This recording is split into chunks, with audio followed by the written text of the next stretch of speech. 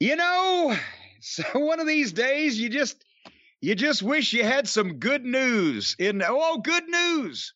Good news, everyone. Do I hear that Raw is going back to TV-14?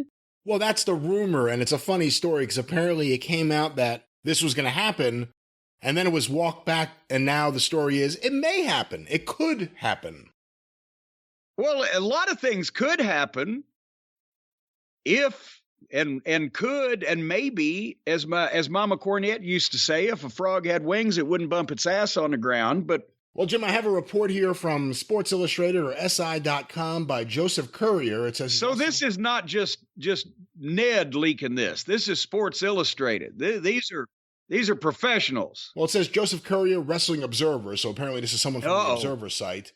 So wait a minute. Now Sports Illustrated is stealing from the Wrestling Observer? Well, it has an editor's note here at the top. As of the other day, an earlier version of the story misstated that WWE Raw will be changed to TV-14, beginning with the show on July 18th. In fact, WWE is just considering a change for future programs, and the rating for Monday's show will be unchanged. That's the editor's note. Here was the article. Well, I guess it's now been changed too. A change could be coming to WWE Raw's presentation. Andrew Zarian of Mat Men reported Thursday that WWE is considering a change. See, this is all changed now. That would see Raw become a TV-14 rated show on the USA Network. If that does happen, this would be the first time since 2008 that WWE's flagship television program hasn't been rated TV PG. After initially reporting that the TV-14 rating would go into effect next Monday, Zarian posted an update noting that is no longer the case. So I guess whether they do it or not... Wait a minute. Let me do it for old Andrew there. Never mind. The idea that they're considering this, though. Well, that's what I saw everybody jumping on this like, ooh, big thing. What right now, with the cast of characters, so to speak, the talent roster they have on the WWE programs, and the creative team or decisions that they have or they're making or anything that they're doing with the program, what about that would suddenly be enhanced or suddenly become must-see television if they bumped up from TV PG to TV 14? And yeah, I mean, besides more people under the age of 14 wanting to watch it because they're not supposed to, what would change? Because that's not whether you can cuss or not. Oh my gosh, I can see in a writer's meeting, well, if they couldn't say shit over there on TBS, we'd be beating them even more. What about loosening language restrictions or showing a little bit more side boob or getting close to the areola of the matter or whatever? How would that enhance the program that the WWE is presenting right now? I ask you, Brian, or speak on behalf of the masses. Well, I don't know that it really could, and it's important to note, too, no matter what the rating for the show is, it's not going to change the demographics of who's watching it, which is a much older audience. But the other thing is, if we're going with the idea that TV-14 all of a sudden changes this show, it'll be socially relevant, it'll be cool, it'll be hip, it'll be something more current and feel like it's lively, probably not. I don't think any of that's really going to happen because under the PG era, we saw a wrestler lit on fire. At least one. Actually, was it just one? We saw one drown in a lake by the guy who later got lit on fire. Yeah. And then the eyeball got popped out. Yeah, that's TV PG. The eyeball got popped out. So what's the big difference going to be? What would really change? Well, maybe they'll make it a real eyeball instead of a ping pong ball next time. Is it less attractive or more attractive to advertisers? Again, I don't know that the advertisers are going to notice any difference because in the Attitude Era, everybody has again just laid the praise for all of this remarkable television at the feet of the fact that they could do more. They were edgy. They were controversial. They were, of stretching, pulling the envelope, or stretching it or pulling it or expanding it or whatever. It was the talent. It was the talent, and then the talent being allowed to go over the top in those categories, language or violence or whatever. It wasn't just the underneath guys that could say, choppy, choppy, your pee-pee, or, everybody panned universally Mae Young giving birth to a hand or whatever. That was garbage. It was garbage then, and it's garbage now. But what the magic formula was the talent at the top being allowed to go farther than they had been allowed to before, and also a lot of the talent at the top either being new, Steve Austin, The Rock, or refreshed, Undertaker, Hart and Michaels, as we've seen the Rivals program. All that played a part in it. The underneath shit just cluttered the show up and gave the Attitude Era its highlight reel of shitty, garbage wrestling moments and stupid things that caused the people to pan it and attracted improper attention from advertisers. The stuff at the top of the cards is what worked, and that's what you should never, if this was X-rated, the opening match shouldn't be allowed to say fuck or give a blowjob in the ring. That's just common sense.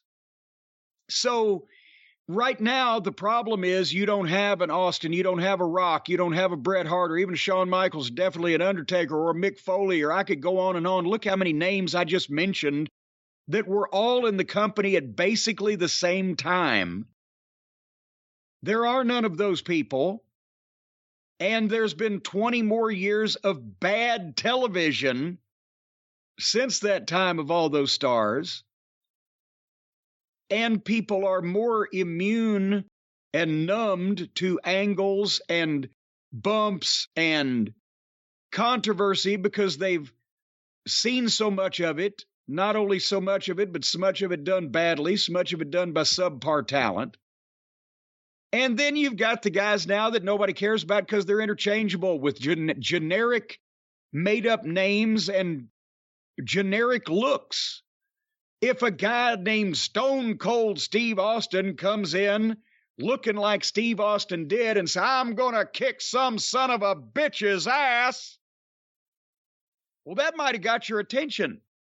What about a guy named Grayson Waller now? Going to come in and just because he can cuss on TV, I'm going to kick some son of a bitch's ass. What the fuck is this, Benny Hill? It doesn't matter whether they can go over the top with language or violence or things that the kiddies shouldn't see. They see enough in schools when they're doing drills about active shooters and we're terrorizing our children because we won't fix our fucking ridiculous goddamn laws in this country. I don't think them hearing the word titty will fucking give them nightmares for the rest of their life. But it won't make any difference if nobody gives a shit about the person saying the word titty. If the talent's not over, if the creative sucks, and if the whole show is boring, loosening up those restrictions won't make any difference in the show. People will still not be over. It'll still be boring because they're not probably going to want to go war with violence. If it's Vince, I know him. They're going to go with language and sex to get the young people that were young 25 years ago and were impressed by seeing fucking women flashing their boobies at the arenas. Now, if you're 7, you've seen that on the internet. You've also seen the German Shepherd fucking the girl with the boobies you saw on the internet. So, how is this a cure for the malaise that the WWE finds themselves in of their own volition and their own doing? It's not. It's just a chance for Vince to try to give everybody Tourette's again and I mean, which one of the girls is going to be barking like a dog now? Whichever one he's sleeping with. Hey, I'll have you know that he would be insulted that you insinuated that he was sleeping during that time. He was merely resting his eyes. See, the problem is you could make the rating whatever you want. It's a systematic problem. We all look at a Steve Austin or a Rock, and it's undeniable. Just the superstar magnitude, to use a Vince McMahon kind of term, that they give off. But if either one of those guys got signed today off the indies or got signed today off being something other than a wrestler and came in exactly the way they were, they'd be changed right away. We need to change your name and own it. We need to make sure you talk this way. Don't do this, do this. Work differently. No one work. They would change them and take away everything that makes them special. The toughest thing to do in wrestling is to be a talented wrestler and get signed by WWE and somehow retain a lot of that when you get to the main roster if you have to go through their system.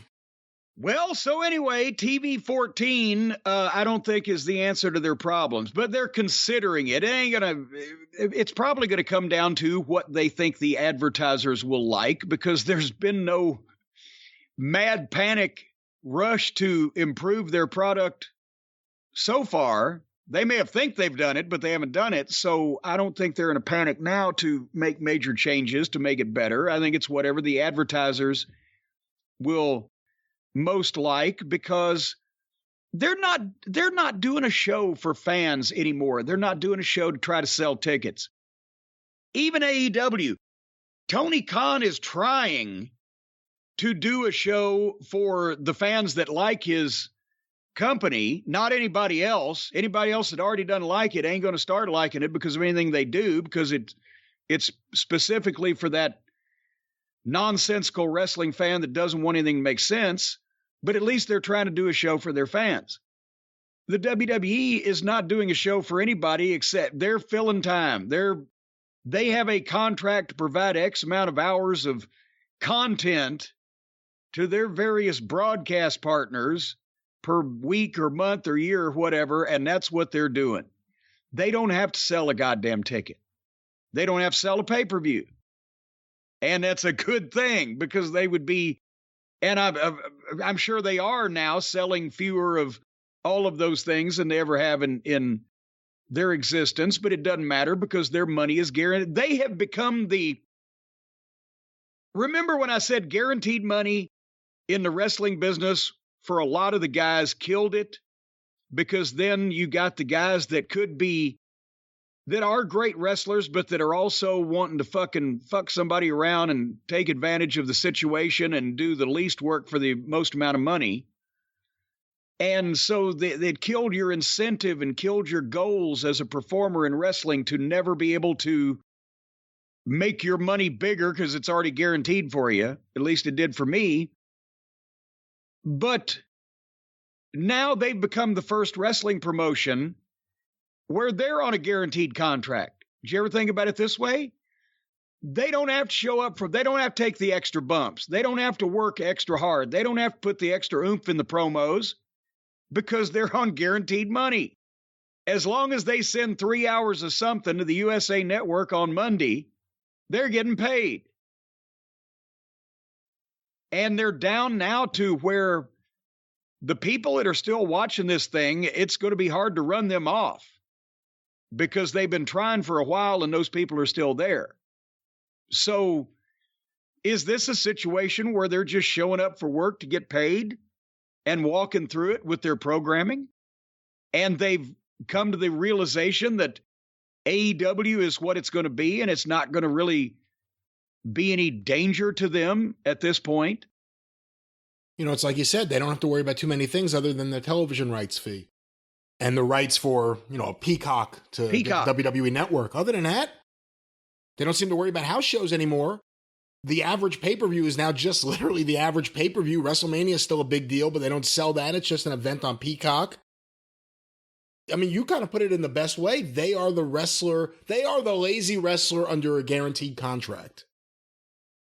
And WrestleMania, honestly, what I think the main value to WrestleMania for them these days, I mean, yes, they like the millions of dollars, but 25 years ago, Vince McMahon's head was in WrestleMania. This was a big payoff. This was the big show. This was the time of year making a lot of fucking money. And now it's almost like we've got to fill up whatever stadium we're in both days in a row as a positive PR move and to get the great video and to show how over we are, rather than, because they're not depending on just that day for a large chunk of their annual revenue anymore. So it's become now, instead of the big day to make more money than you make any other day of the year, it's now become, well, we got to fill this thing up and make it look great and show everybody that we're still a big deal. The money, that singular day's money, is not as important to Vince or anybody else as it used to be. So I think if it ever comes that they cool off enough to where they can't run WrestleMania in a stadium and sell most of the tickets, they'll still be in the stadium and they'll be giving the fucking tickets away, I bet you. Hide and watch. Well, we will see what happens with their rating. By the way, no one's saying anything about SmackDown changing, just Raw. Well, and that would be, it would be harder to do that, especially without the network being fully on board for it, because the Fox network stations are still broadcast stations. They are under different, at least it used to be this way. Is it still? They're under different regulations from the FCC, the Federal Communications Commission, than a cable broadcast outlet. I believe so. Yes, that's still correct. So therefore, if they did make the change on Raw, it still might not be something they could even have as an option on SmackDown because they're on broadcast television. So they might have to actually just do a good fucking show. I hate to pop their bubble, but instead of saying fuckity McFuck, they might actually have to have somebody interesting do something people are interested in. I don't want to get all crazy or anything. You know what I'm interested in, Brian? No, I have no idea. I'm interested in a healthy breakfast. That's what I'm interested in, because at my age now, and I'm, for whatever reason, in fine health, I'm in fighting fit, fighting for air and fit for nothing. But I'd be even worse if I wasn't waking up every morning to a delicious, healthy bowl of Magic Spoon cereal. Folks, if you're worried about whether your rights fees are going to be renewed by the network next year and you lay awake at night, if you're worried about whether you're going to be allowed to say shit the next time you're on television and you lay awake at night, don't do that. That stresses you out. You need to get a good night's sleep, and you need to look forward to getting up and having that healthy bowl of Magic Spoon with 0 grams of sugar, 13, 14 grams of protein, and only 4 to 5 net grams of carbs in each serving. Low carb, keto friendly, gluten-free, grain-free, soy-free, and only 140 calories a serving, unless you're a pig and eat 2, and then it's only 280. So you're still ahead of the game here with all of that regular cereal having all that sugar and carbs and junk and additives and preservatives and formaldehyde.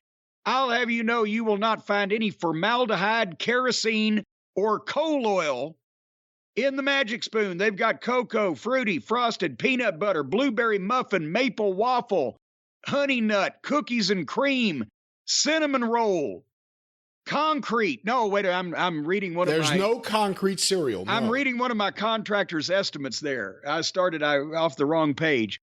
Folks, if you go to magicspoon.com, no concrete in the cereal. Of course there's not. For heaven's sake, they make it with mortar. Go to magicspoon.com/Jim right now to grab a custom bundle of cereal and try the magic for yourself. And be sure to use the promo code Jim at checkout to save $5 off your order. They've got the 100% happiness guarantee. All 100% of you will be happy after you eat this cereal. Elsewise, they will come to your house. They will refund your money. They will pick up the unused cereal, slap you in the face, and be on their way. Remember, they will not slap anyone. There will be no assault involved with Magic Spoon, a magical, fun, delicious cereal. But if you ask for the money back, well, then you get your money back with a big smile. Yes.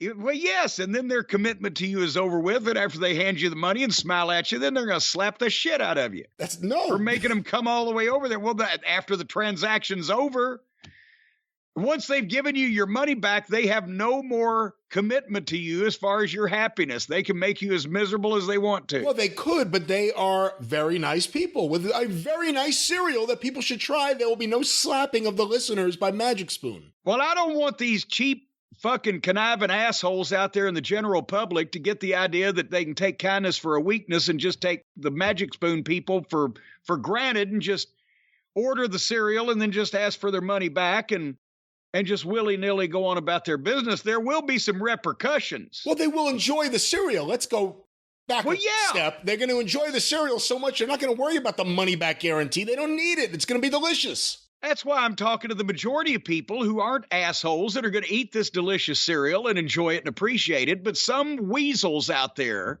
no pun intended for our later segment, will want to get their money back just to get something over on somebody. And for those people, an ass kicking is in order. And after the Magic Spoon people come to your home and hand you your money, shake your hand and say, okay, we're sorry the transaction didn't work out, and you close the door, then that person could come back up to your door a couple minutes later. All bets are off now, and either set fire to some dog shit and leave it on your front porch. There you go again. There you go. Ring your bell again and slap the taste out of your mouth. Ladies and gentlemen, you can enjoy Magic Spoon cereal knowing that you are ingesting the finest, the healthiest, the best, and also that no one is coming to your doorstep. You don't have to worry about fisticuffs or flaming dog shit. Well, Just that's true. Delicious breakfast with Magic Spoon. As long as you stay in line yourself and don't get too fucking uppity, start demanding your money back. No, things and such of these people.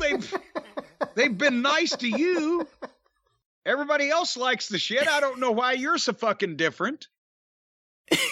I like it. Don't talk well, and what are you taking up for these other people for then? I don't think anyone's going to be needing their money back. It's a delicious, wonderful cereal. Well, and there's no reason for you and me to argue about this. For the one or two little assholes out there going to ask for their money back, they're going to get their shit kicked. Not officially by Magic Spoon. No, they're not. No, nobody will be able to trace it back officially.